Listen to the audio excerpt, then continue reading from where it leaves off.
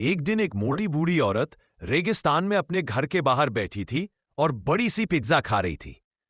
उसके पास उसका सफेद पालतू कबूतर भी बैठा था।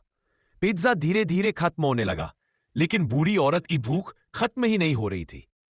गुस्से में उसने कबूतर को देखा और चिल्लाकर बोली, जाकर मेरे लिए और खाना लेकर आओ। कबूतर उड़कर दूर गया और उसे रेगिस्तान की रेत में एक बीज मिला। वह पैसों के पेड़ का बीज था। कबूतर ने उसे रेगिस्तान की मिट्टी में लगाया और रोज उस पर पानी डालता रहा। धीरे धीरे वह बीज बड़ा हुआ, पौधा बना और फिर एक बड़ा पेड़ बन गया, जिस पर डॉलर, रुपए और सिक्के लगे थे। यह देखकर कबूतर बहुत खुश हुआ। उसने ढेर सारे पैसे तोड़े और एक ट्रक भरकर खाना खरीदा और बूढ़ी औरत के पास ले आया। बूढ़ी औरत खुश हो गई और कबूतर भी। रेगिस्तान में दोनों खुशी खुशी दावत मनाने लगे। एक शांत गांव में एक दादी रहती थी।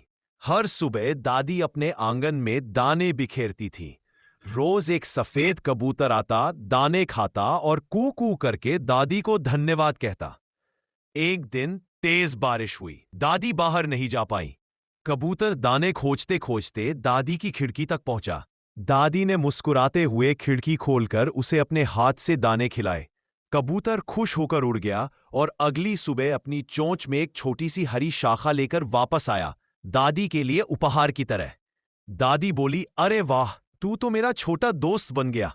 और तब से दोनों रोज मिलकर खुशियां बांट। एक दिन बाल हनुमान दूर दूर तक फैले एक विशाल रेगिस्तान में पहुंचते हैं। चारों ओर बस गर्म हवा, रेत के टीले और सूना सन्नाटा। ना कोई पेड़, ना कोई छाव, ना जीवन का कोई निशान।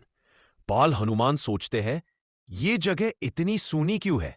यहां भी हरियाली और फल हो सकते हैं। वे मुस्कुराते हुए अपने छोटे छोटे हाथों से रेत खोदते हैं और फलदार पेड़ों के बीज बोना शुरू करते हैं। बीज बोने के बाद वे अपनी शक्ति से बादलों को बुलाते हैं और बूंद बूंद पानी बरसाते हैं। धीरे धीरे पौधे अंकुरित होने लगते हैं। हर दिन बड़े होते जाते हैं। कुछ ही समय में रेगिस्तान में एक हरा भरा सुंदर बगीचा तैयार हो जाता है। लाल, पीले, हरे रंगों में ढेर सारे फल लटकने लगते हैं। बाल हनुमान खुशी से पेड़ पर चढ़ते हैं, ताजे फल तोड़ते हैं और अपने भक्तों में बांट देते हैं। भक्तों के चेहरे खुशी और भक्ति से चमक उठते हैं।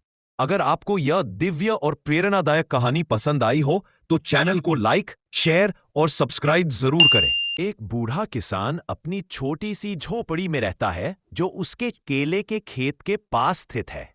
जहां बूढ़ा किसान मुस्कुराते हुए धीरे धीरे अपने खेत की ओर चलता है और प्यार से केले के छोटे छोटे पौधे लगाता है। कुछ समय बाद पेड़ बड़े हो जाते हैं और उनमें ताजे पीले केले लटकने लगते हैं। बूढ़ा किसान खुशी खुशी एक एक करके केले तोड़ता है, उन्हें एक बड़ी पारंपरिक टोकरी में भरता है और बाजार जाने की तैयारी करता है। जैसे ही किसान केला भरी टोकरी लेकर खेत से दूर जाता है, जहां जंगली भेड़ियों का एक झुंड चोरी छिपे खेत में घुस जाता है। भेड़िए खेत में दौड़ते हैं, सारे केले खा जाते हैं। पौधे नोचते फाड़ते हैं और पूरे खेत को तहस नहस कर देते हैं। किसान अपनी झोपड़ी की खिड़की से यह सब देखता है। उसकी आंखों में गहरी उदासी भरी होती है। वह खुद को बेबस महसूस करता है और अपने पुराने फोन से रेस्क्यू टीम को कॉल करता है। रेस्क्यू टीम एक जीप में चमकती लाल नीली लाइट्स के साथ पहुंचती है। वे सावधानी से भेड़ियों को पकड़कर पिंजरों में बंद करते हैं और अपने साथ ले जाते हैं। उनके जाने के बाद बूढ़ा किसान अकेला बैठा रहता है। टूटा हुआ, दुखी और अपने बर्बाद खेत को देखता हुआ किसान अब भी दुखी है, क्योंकि किसी ने लाइक, शेयर और सब्सक्राइब नहीं किया। एक सूखे रेगिस्तान में 4 दोस्त रहते थे, हाथी, ऊंट, घोड़ा और बकरी। एक दिन चारों ने मिलकर सोचा, क्यों ना इस रेगिस्तान को हरा भरा बना दे।